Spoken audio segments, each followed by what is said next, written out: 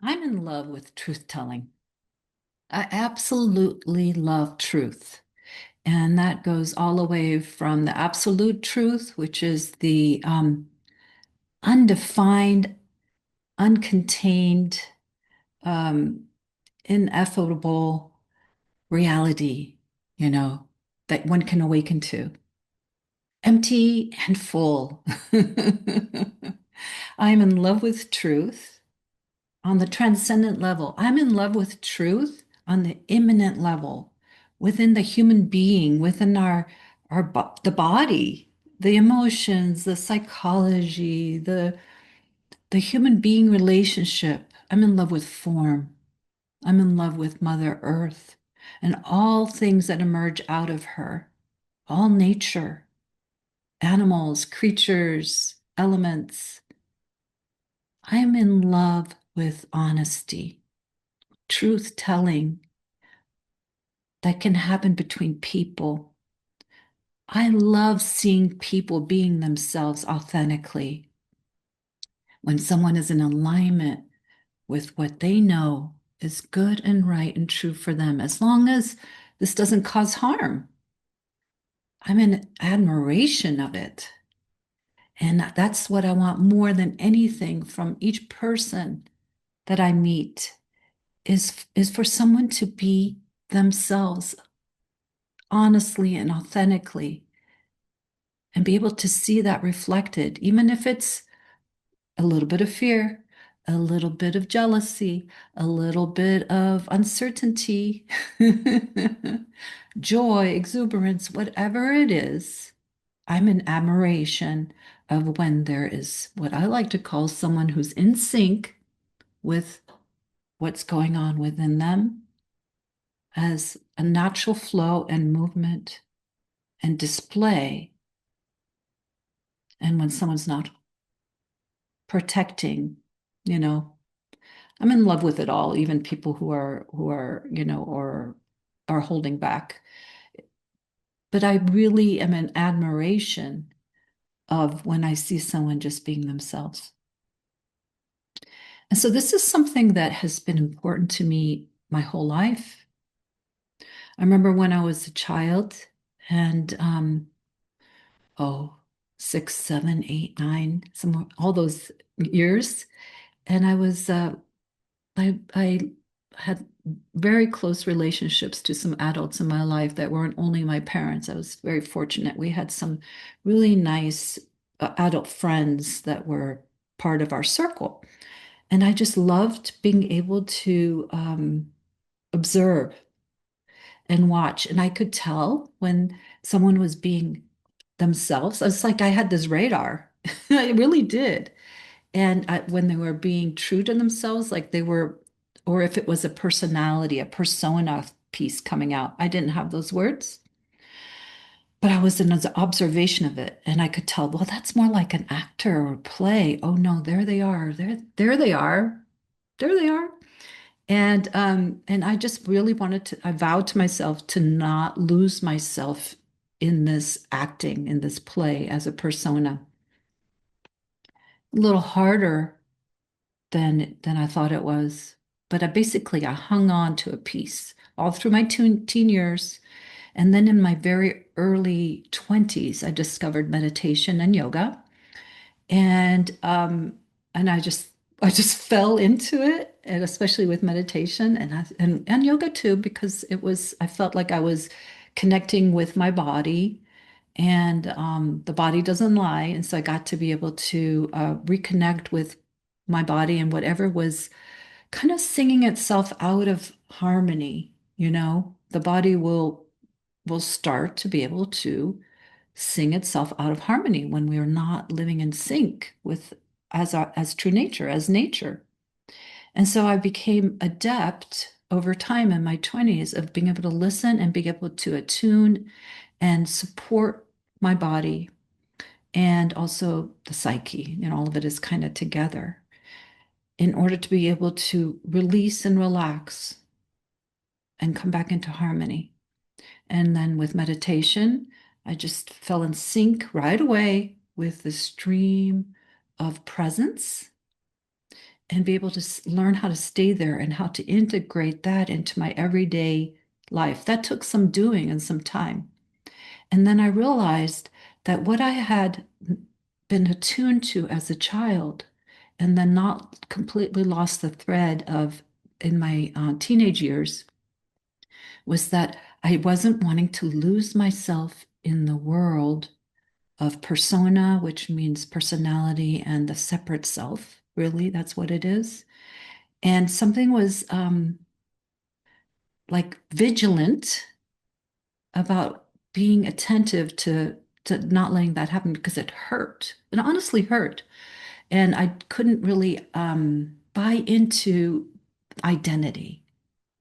And whether this is your story at all or a little bit, it's the story of the spiritual journey at whatever age and phase you start to really come into this understanding that identity and believing in being a self, a person, is not giving you what it is that you know is the fulfillment. And so that's what the whole spiritual journey is about, is wanting what's real and to remember what's true. And so being in love with truth has been a lifelong journey. And I would say it's been my like North Star. And it informed me along the way in terms of choices, who I wanted to spend time with, what kind of work felt in alignment, relationships, um, places to live. I already said work, livelihood. And it's not all like super easy. It's like you can go this way and you discover that doesn't feel right. So I'm losing myself here. I'm betraying myself, self-betrayal, spending time with someone and giving over time to someone that is maybe it's not right for you. Nothing to say about them per se, but it's not right for you. And you can sense it in your belly. You start to feel sick. I remember one relationship in particular, a nice person. Um, and but I was constantly getting stomach aches. Hello. Soon as I stopped that relationship, it wasn't very long. Um, they went away. It's like that's how intelligent our body is and can inform us about just listen. And it's telling us all the time, listen, your well-being is so important. So it's really important to learn how to listen, and it's important to learn how to act from that listening and be an expression of truth. And to be able to be an expression and have that the being that you are move and be part and integrate within the humanity, being an expression. And yes, some relationships may fall away. Some deep friendships may end. It's part of this journey. It's not all a cakewalk. Hello. It's not a cakewalk. But there's always an invitation by life to live a life of increasing alignment with truth, as truth. And that's through speech, through action, through self-care, and um, and also finally, where you're giving your attention.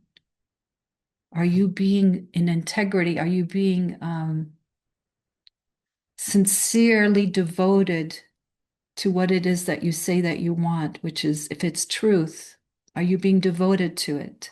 Or are you scattering your pearls? You yourself are scattering your pearls and wasting this precious life. And this is something that everyone is meant to discover and find out for themselves what true living a life of truth it reveals. It's an ongoing exploration. I'm still in this ongoing exploration. And because there's always this, you've heard of, have you heard maybe? I think it's beautiful, it's Buddhist, always being and always becoming. So the being part is the absolute reality of presence and truth in its unformed nature. It's always just what it is. And the becoming part is this human being part of us, the two wings of the bird, being and becoming. And the becoming part is now the expression of being in within the humanity, within one's speech, within one's movement, within one's life, in relationships. So that's in evolution, and it's constantly in movement. Sorry about the light. It's just getting more and more pale here. I'm already pretty pale. But because it's becoming evening. It's becoming evening. Yeah. Being and becoming and living and create, just this willingness to live a life of telling, truth telling, truth living, and not being uptight about it. That's not the point. It's not going to be perfect. We're not perfect. And even being willing to be a little playful within it, a little bit like I'm exploring how living a life of a spiritual life that is in alignment with integrity and truth. I'm exploring what that's like, and I might mess up here and there. Are you game to play with me in this way? And I'm game to play with you. And yes, we may mess up, but hey, the power of love overcomes a lot. And that is one of the most beautiful aspects of truth on the planet, humming itself from the absolute into our human everyday reality, into form, is this beautiful, beautiful gift of unconditional love that is welcoming us as we are, so that our expression, whether we're stumbling or falling or really being in alignment, our expression is made of love increasingly, increasingly. So truth telling, living a life of truth, to me is an expression of one of the highest laws of the universe, maybe the law of universe becoming as it became form, which is it's in love with its own creation. You are love manifest. We are. And I think it's an amazing adventure. I hope you think so too. Take care, be well. Warm wishes to you always.